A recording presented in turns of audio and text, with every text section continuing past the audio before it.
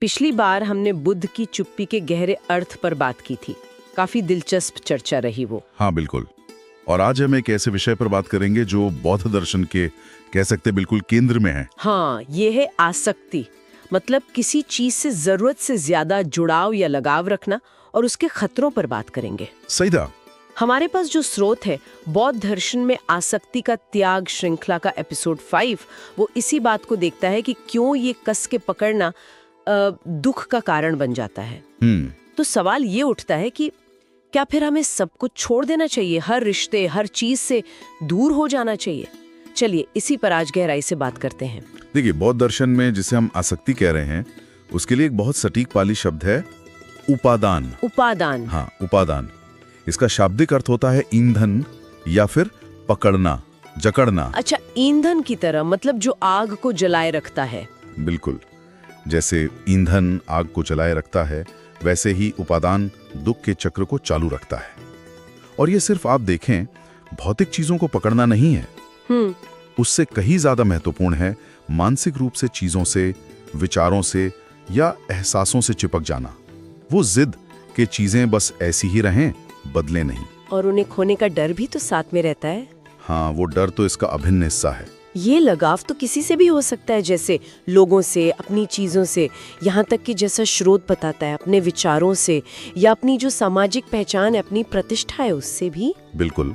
और मजे की बात यह है कि स्रोत ये भी कहता है कि हम अपनी धार्मिक मान्यताओं से भी इसी तरह चिपक सकते हैं। हाँ, ये बात सोचने वाली है।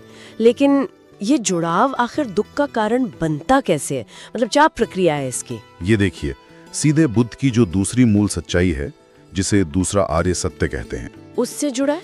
हाँ, वो सत्य कहता है कि दुख का जो मूल कारण है वो है तृष्णा, पाली में तन्हा। तृष्णा यानी एक तरह की प्यास। हाँ, तीव्र इच्छा, एक प्यास, एक चाहत। जब यही प्यास, यही तृष्णा बहुत बढ़ जाती है, काबू से बाहर हो जाती है, तो वो उपादान यानी आसक्ति का रूप ले लेती है। तो तृष्णा पहले आती है और फिर वो आसक्ति बन जाती है। बिल्कुल। हम सिर्फ चीजों को चाहते नहीं, बल्कि उनसे अपनी पहचान जुड़ने लगते हैं, उन्हें अपनी मुट्ठी में रखना चाहते हैं। बुद्ध ने तो अपने पहले ही उपदेश में, जिसे धम्मचक्र प्रवर्तन सूत्र कहते हैं, हाँ, धर्मचक्र प्रवर्तन सूत्र जी, उसी में आसक्ति को दुख यानी दुख का एक मुख्य कारण बताया था। तो ये तृष्णा और आसक्ति, ये दोनों मिलकर दुख के चक्र को, भव चक्र को चलाते रहते हैं। और ये आसक्ति इसलिए इतनी प्रॉब्लमैटिक है, इतनी समस्या वाली है, क्योंकि ये जीवन की एक बुनियादी सच्चाई को नजरअंदाज करती है। कौन सी सच्चाई? वो है हर चीज का अनित्य होना, जिसे पाली में अनिच्च कहते हैं। हाँ, अनित्य मतलब इम्पर्मनेंस। कुल सब कुछ बदल रहा है, हर पल कुछ भी हमेशा एक जैसा नहीं रहता। रिश्ते बदलते हैं, लोग बदलते हैं, हमारी अपनी भावनाएं बदलती हैं, शरीर बदलता है। सही बात है। तो जब हम किसी चीज से, चाहे वो कोई इंसान हो, कोई वस्तु हो या कोई विचार हो, उससे चिपकते हैं, तो हम असल में इस बदलाव की सच्चाई के खिलाफ जा रहे होते हैं।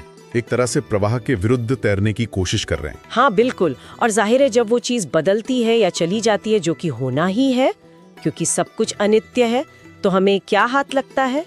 निराशा, दुख, कष्ट। ये तो ऐसा हुआ जैसे कोई बहती नदी को मुट्ठी में बांधने की कोशिश करें, पानी तो निकल ही जाएगा। बिल्कुल सही कहा। और इस कोशिश में होता क्या है? हम अपनी आजादी खो देते हैं। कैसे? हम उन चीजों या लोगों के गुलाम बन जाते हैं जिनसे हम जुड़े होते हैं। उनके बदलने के डर से, उन्हें खोने के डर से लगातार परेशान रहते हैं। हमारी ऊर्जा इसी में खर्च होती रहती है। हाँ, ये बात सही है। और इतना ही नहीं, ये आसक्ति हमारी समझ पर भी एक तरह का पर्दा डाल देती है। पर्दा मतलब हम चीजों को वैसे नहीं देख पाते जैसी वो असल में है। हम उन्हें वैसा देखते हैं जैसा हम उन्हें देखना चाहते हैं, अपनी इच्छाओं, अपनी उम्मीदों के रंग में रंग कर। अच्छा। इसी को बौद्ध शब्दावली में मोह कहा गया है। एक तरह का भ्रम, अज्ञान। हम वास्तविकता से कट जाते हैं। इसी बात को मुझे लगता है समझाने के लिए श्रुत में बुद्ध के उस मशहूर उदाहरण का जिक्र है, वो बेड़े वाली कहानी अलगदूपम सुत्त में। हाँ, वो बेड़े का दृष्टांत, वो वाकई बहुत बहुत गहरा है। क्या था वो दृष्टांत? थोड़ा विस्तार से बताएंगे? जरूर। बुद्ध कहते हैं कि मान लीजिए किसी व्यक्ति को एक बड़ी नदी पार करनी है। नदी पार करने के लिए कोई पुल नहीं है, कोई नाव नहीं है, तो वो व्यक्ति मेहनत करके लकड़ियों, घास फूस इकट्ठा करके एक बेड़ा, एक राफ्ट बनाता है। ठीक है। और उस बेड़े की मदद से वो सुरक्षित नदी पार कर लेता है। बेड़ा बहुत उपयोगी साबित हुआ, उसने उसकी जान बचाई। अब नदी पार करने के बाद वो व्यक्ति सोचता है, अरे इस बेड़े ने मेरी इतनी मदद की, ये बहुत काम का है। और वो कृतज्ञता में या लगाव में उस भारी बेड़े को अपने सिर पर उठाकर आगे की यात्रा पर चल पड़ता है। अरे ये तो बेवकूफी हुई। बिल्कुल, बुद्ध कहते हैं यही बेवकूफी है।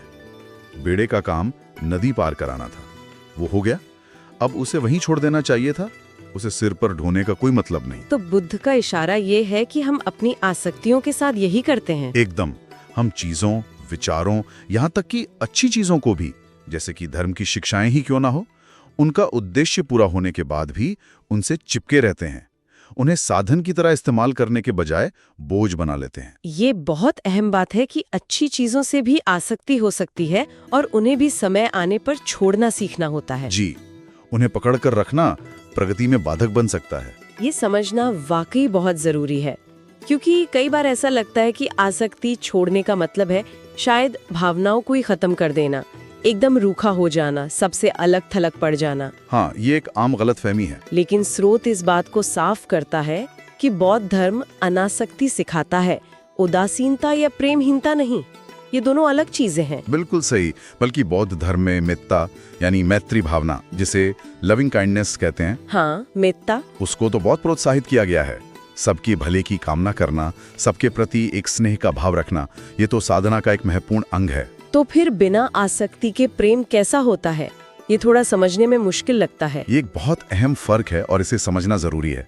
बिना आसक्ति के प्रेम का मतलब है किसी व्यक्ति की खुशी और उसके कल्याण की सच्ची कामना करना, बिना उसे नियंत्रित करने की इच्छा के, बिना उस पर मेरा या मेरी का ठप्पा लगाने की इच्छा के। ये एक ज्यादा खुला हुआ, ज्यादा आजाद किस्म का प्रेम है, जिसमें कब्जा करने की भावना नहीं है। बिल्कुल, इसमें दूसरे की भलाई महत्वपूर्ण है, ना कि उस पर हमारा अधिकार या हमारा नियंत्रण।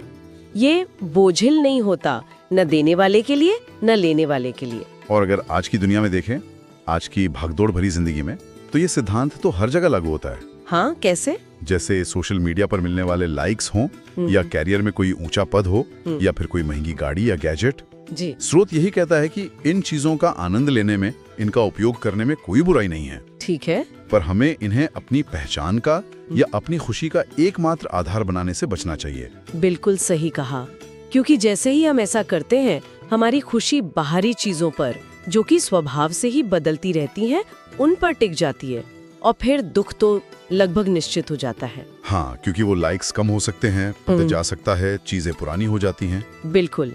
तो इस जाने देने का, इस लेटिंग गो का अभ्यास कैसे किया जाए? स्रोत इसके लिए कुछ तरीके भी सुझाता है। अच्छा, क्या तरीके हैं? एक तो है सचेतनता का अभ्यास, माइंडफुलनेस जिसे कहते हैं। जागरूकता। हाँ, इस बात के प्रति जागरूक होना कि हम कब, कहाँ और किन चीजों से, किन विचारों से, किन भावनाओं से चिपक रहे हैं, बस उसे देखना बिना जज किए। ओके। दूसरा, अनित्यता पर लगातार चिंतन करना, बार बार खुद को याद दिलाना कि सब कुछ बदल रहा है, कुछ भी स्थायी नहीं है। इससे चीजों पर हमारी पकड़ ढीली होती है। और तीसरा है दान, यानी उदारता का अभ्यास।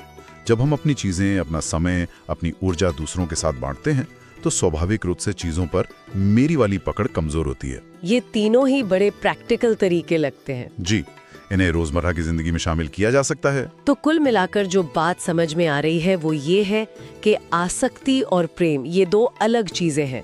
अक्सर हम इन्हें मिला देते हैं। हाँ, ये बहुत आम भूल है। और किसी चीज को या किसी इंसान को जाने देना या उसे बदलने देना, ये असल में कुछ खोना नहीं है, बल्कि ये एक तरह की आजादी पाना है। सही कहा। शायद सच्ची शांति और स्वतंत्रता तभी मिलती है जब हम गहराई से परवाह तो करते हैं, हम प्रेम करते हैं, लेकिन चीजों को, रिश्तों को या विचारों को कसकर पकड़ते नहीं हैं, उन्हें सांस लेने की जगह देते हैं। बिल्कुल, एक खुलापन रखते हैं।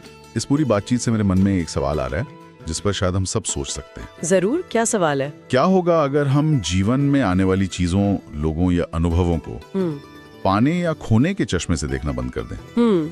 पानी और खोने से परे। हाँ, और उसकी बजाय बस उनके होने के पल को, उस अनुभव को, चाहे वो सुखद हो या दुखद, उसे पूरी तरह से महसूस करने पर ध्यान दें, बिना भविष्य की चिंता के, बिना अतीत के बोझ के, बस उस क्षण में उपस्थित रहें। मतलब अनुभव को ही महत्व देना, उसके नतीजे को नहीं। कुछ ऐसा ही। शायद असली अनासक्ति, वो असली डिटैचमेंट इसी अनुभव करने की क्षमता में छुपी हो। ये बस एक विचार है सोचने के लिए। ये वाकई एक गहरा विचार है। अनुभव पर ध्यान देना, ना कि अधिकार पर। बहुत खूब। चलिए आज की बातचीत को यहीं रोकते हैं।